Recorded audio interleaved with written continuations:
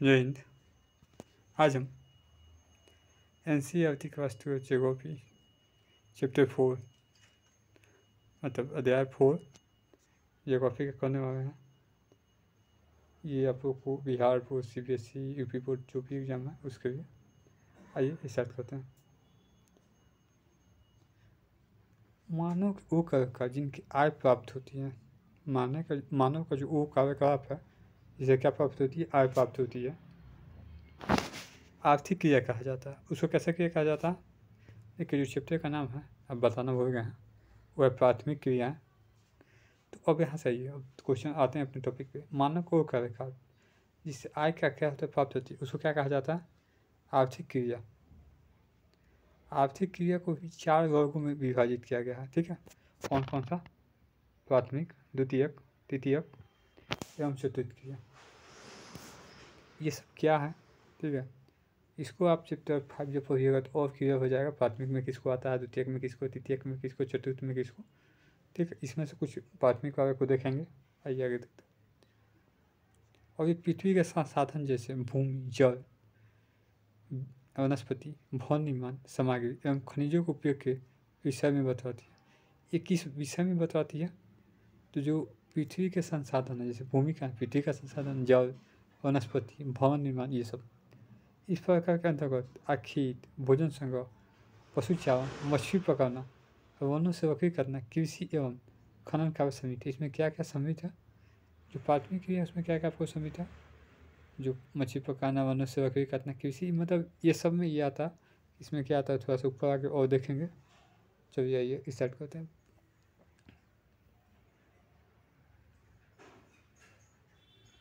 देखिए, सबसे पहले एक बात याद रखिएगा जो बहुत इंपॉर्टेंट है। अगर आप कोई भविष्य में कभी कोई कंपटीशन का एग्ज़ाम लीजिएगा, जो सरकारी नौकरी करिए, तो यहाँ पे ये क्वेश्चन पूछा जाता है। ठीक है, प्राथमिक जो कार्य करते हैं उनको क्या कहा जाता है? राय कवर के श्रमिक कहा जाता।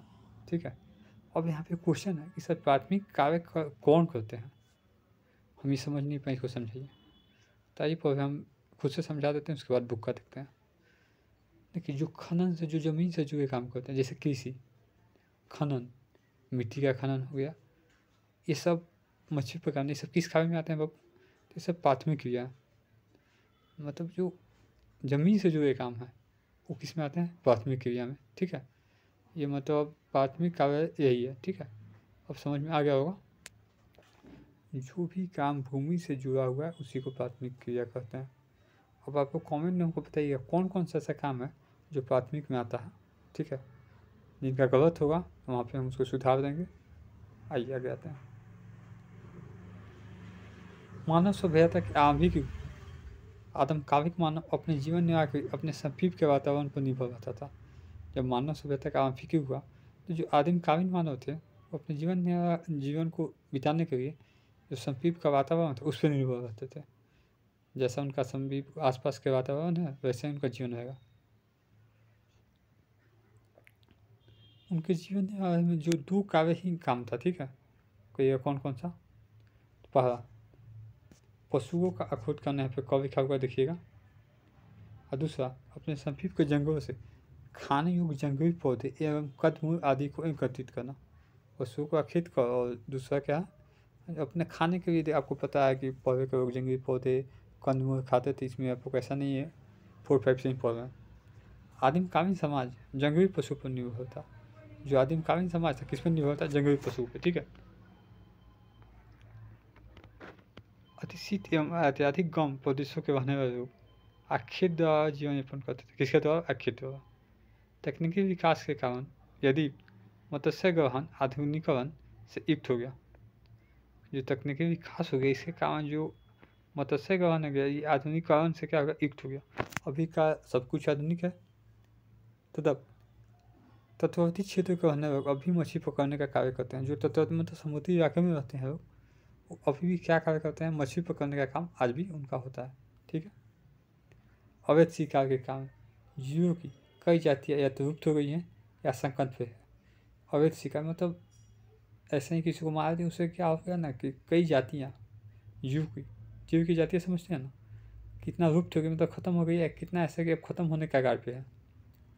प्राचीन काल के आगे तक पत्थर या लकड़ी के बने औजार एवं तीर इत्यादि का प्रयोग करते थे। जो प्राथमिक काल के आगे तक थे, क्या यूज करते थे, पत्थर के या लकड़ी के बने औजार एवं तीर इत्यादि का प्रयोग करते थे, जिससे मारे जाने वाले पशुओं की संख्या सीमित रहती थी। अब देखिए, पत्थर या लकड़ी के बने औजार हो गया, इससे क्या होगा, एक मरेगा, तो इससे जो पशुओं की संख्या सीमित है, जो डेथ होने की पशुओं की संख्या थी सीमित थी। भारत में शिकार पर क्यों प्रतिबंध लगाया गया, देखिए इसी कारण जो जातियाँ लुप्त होने लगी, संकट में आ गए कितने जातियाँ, मतलब पशु को लगा कि अब पशुएं नष्ट होने लगेंगी, इससे शिकार पर क्या प्रतिबंध लगा दिया गया। भोजन संग्रह एवं आखोट प्राचीनतम ज्ञात आर्थिक क्रिया है। ये सब क्या है, प्राचीनतम ज्ञात आर्थिक क्रियाएँ हैं। विश्व के विभिन्न भागों में यह कार्य विभिन्न स्तरों पर विभिन्न रूप से किया जाता है। विश्व के विभिन्न भागों में यह कार्य विभिन्न स्तरों पर और विभिन्न रूपों से किया जाता है। यह कार्य कठोर जलवायु, तो जहाँ पे कठोर जलवायु का दशाओं में किया जाता है। ठीक है,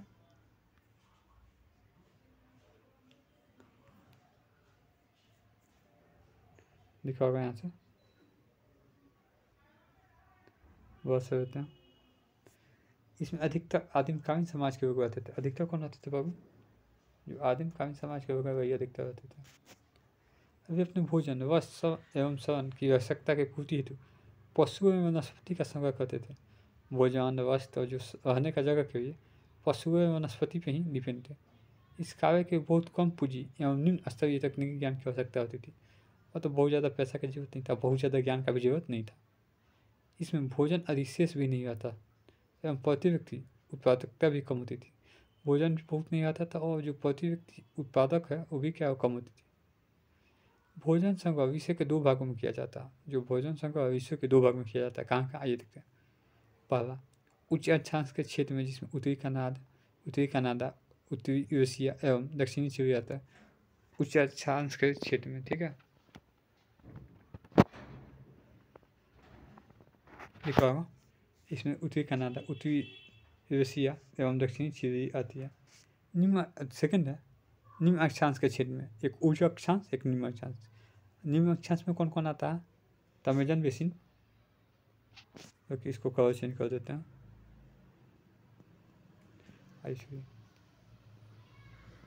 अमेजन बेसिन, उसका मध्य अफ्रीका, ऑस्ट्रेलिया एवं दक्षिण एशिया के आंतरिक प्रदेश आते हैं। दोनों में याद रखिएगा, कोई रिपीट करते हैं। फर्स्ट में आता है कनाडा, उत्तरी कनाडा, मतलब नॉर्थ कनाडा, नॉर्थ यूरेशिया और साउथ चिली। वही निम्न अक्षांश में आता है अमेजन बेसिन, उसके अंदर मध्य अफ्रीका, ऑस्ट्रेलिया एवं दक्षिणी पूर्व एशिया का आंतरिक प्रदेश आता है। यहाँ तो कोई दिक्कत नहीं होगा। आधुनिक समय में भोजन के संग्रह के कार्य का कुछ भाग में व्यापारीकरण भी हो गया। आधुनिक जो समय है इसमें भोजन संग्रह के कुछ कार्य में व्यापारीकरण भी हो गया। ये लोग कीमती पौधों को, पत्तियाँ, छाल एवं औषधि पौधों को सामान्य रूप से संशोधित कर बाजार में बेचने का भी कार्य करते हैं। देखिए आधुनिक समय में जो भोजन संग्रह कार्य है, कुछ भाग में व्यापारीकरण भी हो गया, मतलब बिजनेस। कीमती पौधे की पत्तियाँ, छाल, औषधि पौधे क्या करते हैं, मार्केट में बेचते भी हैं। देखते नहीं है कि ओ ये औषधि है, जड़ी बूटी है, तो जंगल से ही लगाते हैं, घर में थोड़ी उगाते होंगे। पौधे के विभिन्न भागों का ये उपयोग करते हैं। पौधे का जो विभिन्न भाग है इसका क्या करते हैं, उपयोग करते हैं। उदाहरण के तौर पर छाल का उपयोग कुनैन, चमड़ा तैयार करने एवं कार के लिए। जो छाल का उपयोग है इसके लिए होता है, छाल का उपयोग कुनैन, चमड़ा तैयार करने एवं कार के लिए। पत्तियों का उपयोग पेय पदार्थ, दवाई एवं खाद्यवर्धक वस्तुओं बनाने के लिए। अवश्य कपड़े को बनाने, टूथपर को भोजन एवं तेल के लिए। और पेड़ के तने का उपयोग रबर, बावता, गोंद एवं राड बनाने के लिए। ठीक है, एक मिनट देखिए, देखा कोई दिक्कत, आगे देखते हैं। देखिए निवाहन संग्रहण क्षेत्र ये दक्षिणी महासागर, यहाँ पे आपको उत्तरी अमेरिका, दक्षिणी अमेरिका ये सब का दिया हुआ है मैप है। ये मैप हम आपको टेलीग्राम पे दे देंगे, वहाँ से आप देख लीजिएगा। ठीक है, यहाँ पे टाइम वेस्ट नहीं करते हैं।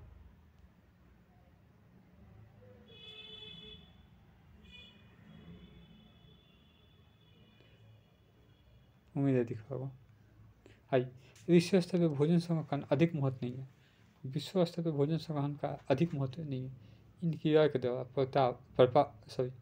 प्राप्त उत्पाद विश्व बाजार में प्रतिस्पर्धा नहीं कर सकते। कई प्रकार की अच्छी किस्म एवं कम दाम वाली कृत्रिम उत्पादों ने उष्णकटिबंधीय वन के भोजन संग्रह करने समूह को उत्पादों का स्थान दे दिया। हुआ क्या, इसको हम समझाते हैं। देखिए क्या हुआ।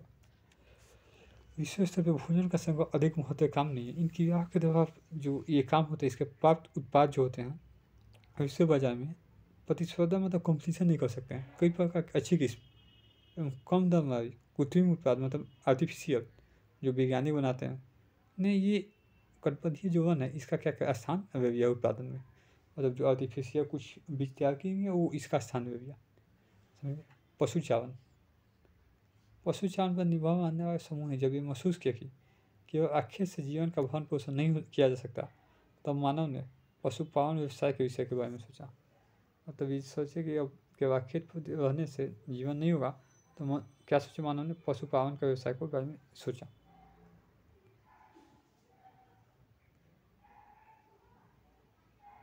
ठीक है। विभिन्न जलवायु दशा में रहने वाले उन क्षेत्रों में पाए जाने वाले पशुओं का चयन करके पालतू बताया। देखिए क्या किया गया। जब इनको मतलब देखे कि अब इससे ज़िंदगी नहीं चल रहा, आदमी सोचता है कि अब क्या करे, तो क्या किया गया, पशुओं को चयन करके पालतू बनाया। भौगोलिक कारणों एवं तकनीकी विकास के आधार पर वर्तमान समय में पशुपालन व्यवसाय निर्वहन अथवा व्यापारिक स्तर पर किया जाता है। उस समय उतना नहीं था, लेकिन अभी तो एक अच्छा स्तर पे हो गया पशु का बिजनेस। ठीक है। तो ये लोग अपना उस समय पशु पर बिजनेस नहीं होता था पशुपालन का, अब ये एक बिजनेस हो गया पशु का, नहीं हो गया। पशु पालेंगे, बच्चा देगा, बेचेंगे। एक होता है चौरासी पशुचारण। ठीक है। इसको समझो, इसके बाद आपको पिक दिखा देंगे, नहीं तो कट जाएगा अभी। चौरासी पशुचारण एक प्राचीन जीवन निर्वाह व्यवसाय है। क्या है बाबू, एक प्राचीन काल से चल रहा है जीवन निर्वाह, मतलब जिंदगी जीने का एक व्यवसाय है। ठीक है। कट गया यार।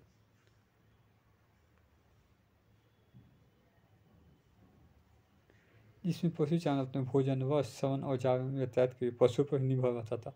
जो पशु चालक है अपने भोजन, कपड़ा, रहने, औजार एवं यातायात के लिए पशु पर ही निर्भर रहता था। ये अपने पालतू पशुओं के साथ पानी एवं चारा की उपलब्धता एवं गुणवत्ता के अनुसार एक स्थान से दूसरे स्थान पर स्थानांतरित होते रहते थे। ये जो अपने पालतू पशुओं को पानी चाहिए, चारा चाहिए, भोजन, इसको जहाँ पे उपलब्ध हो अच्छी मात्रा में, उसके हिसाब से एक स्थान से दूसरे स्थान पर स्थान अपना चेंज करते रहते थे। इन पशु चालकों वर्गों के अपने अपने निश्चित चरगाह क्षेत्र होते थे। मतलब एक फिक्स है कि यहाँ तक हम करेंगे, इसके बाद तुम करना, उसके बाद वो करेगा। ठीक है। कोई दिक्कत आई, एक पिक दिखा देते हैं। देखिए ग्रिम्स का क्या अपने भेड़ों के पर्वतों पर वे जाता चौरासी। देखिए भेड़ को अपने गर्मी में पर्वत पर वे जावे। भिन्न भिन्न क्षेत्र में कई प्रकार के पशु पाले जाते हैं। अलग अलग क्षेत्र में कई प्रकार के पशु पाले जाते हैं। उष्णकटिबंधीय अफ्रीका में, जो उष्णकटिबंधीय अफ्रीका है उसमें गाय और बैल, गाय और बैल जानते होंगे, नहीं जानता है सब्जी बैल, विदेश से आया का, ये सब क्या है, प्रमुख पशु है। जबकि सहारा एशिया के मौसम में भेड़, बकरी एवं ऊँट ये सब वहाँ के प्रमुख पशु थे। ठीक है। ये पाया जाता था। तिब्बत एवं इंडीज, यहाँ देखिए, तिब्बत एवं इंडीज के पर्वतीय भागों में यॉक एवं लामा एवं आर्कटिक और उत्तरीय ध्रुवीय क्षेत्र में रेडियर पाया जाता था। देखिए बाबू, तिब्बत जो है अभी चीन के पास है, तिब्बत चीन का कब्जा है, वहाँ पे याक और लामा, ठीक है, एवं आर्कटिक और उप उत्तरीय ध्रुवीय क्षेत्र में रेडियर पाया जाता था। ठीक है। ये जानवर का नाम था। चौरासी पशुचारण के तीन प्रमुख क्षेत्र हैं। कितने प्रमुख क्षेत्र हैं? 3। इसका प्रमुख क्षेत्र उत्तरी अफ्रीका के अंटार्कटिक तट से अप्रादिप होते हुए मंगोलिया एवं मध्य चीन तक फैला है। जो इसका चौरासी पशुचारण का 3 प्रमुख क्षेत्र है, कहाँ से कहाँ तक फैला है? इसका प्रमुख क्षेत्र उत्तरी अफ्रीका के अंटार्कटिक तट से अप्रादिप होते हुए मंगोलिया एवं मध्य चीन तक फैला है। दूसरा क्षेत्र यूरोप तथा एशिया के टुंड्रा प्रदेश में है। यूरोप तथा एशिया के, जबकि तीसरा क्षेत्र दक्षिणी गोलार्ध में दक्षिणी पश्चिमी अफ्रीका एवं मेडागास्कर द्वीप पे है। इसको कवर चेंज कर देते हैं, आपको दिखेगा। जो तीसरा क्षेत्र है बाबू, ठीक है, एक और कवर देते हैं आपको।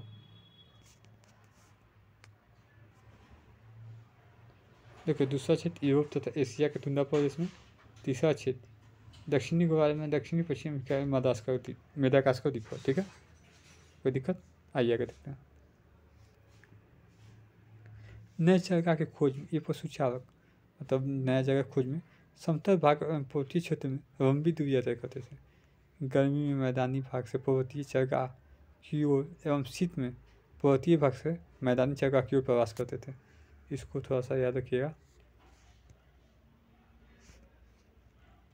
गर्मियों में मैदानी भाग से पर्वतीय चरगाह की ओर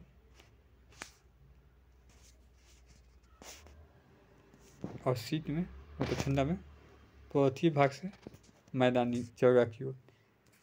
इनकी इस गतिविधियों का शीतु प्रवास कहा जाता है। तो मतलब कि मौसम के हिसाब से अपना प्रवास करते हैं, ठीक है। अब देखिए गर्मी में अगर ये मैदानी भाग में रहेंगे तो ज़्यादा गर्म लगेगा, और ठंडा में अगर पर्वत पे रखें तो वहीं निपट जाएंगे, नहीं निपट जाएंगे।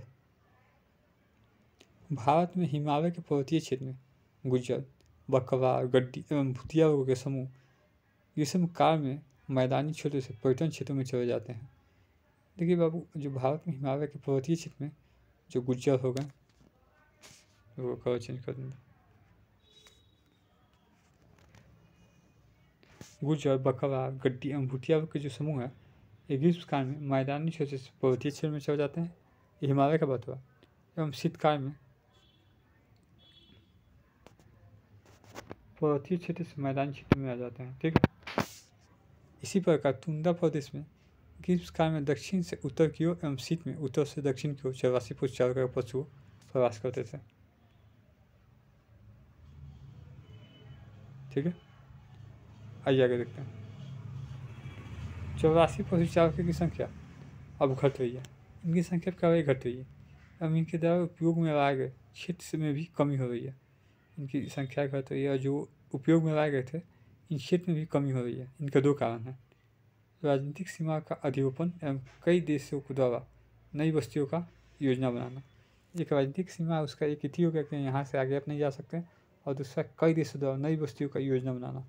बस्ती बनेगा तो वहाँ पे इनको चालान एक ही दिक्कत होगा। समझ रहे हैं क्या कहना चाहते हैं? देखिए यहाँ तक बचा होगा, इसको हम लोग अगले पार्ट में करेंगे, ठीक है। आज के वीडियो से ज़्यादा जाना ठीक नहीं है, ये सब आपको हम बताए हैं। एक बार वीडियो को अच्छे से देखिएगा, बुक पढ़िएगा, 100% समझ में आएगा, ठीक है। आज 1 दिसंबर है, ये आप लोग को आज रात तक या कल वीडियो अपलोड हो जाएगा। एक बार ध्यान रखिएगा, आप लोग को एग्जाम में अब 2 महीना ही बचा हुआ। एक डमी एडमिट कार्ड आ चुका है, कुछ देर में आप लोग को एक डमी एडमिट कार्ड पे वीडियो बना देंगे, देख लीजिएगा डमी एडमिट कार्ड। अगर कुछ गलत होगा तो स्कूल में जाकर पता कर लीजिएगा, ठीक है। आज के लिए इतना ही, धन्यवाद।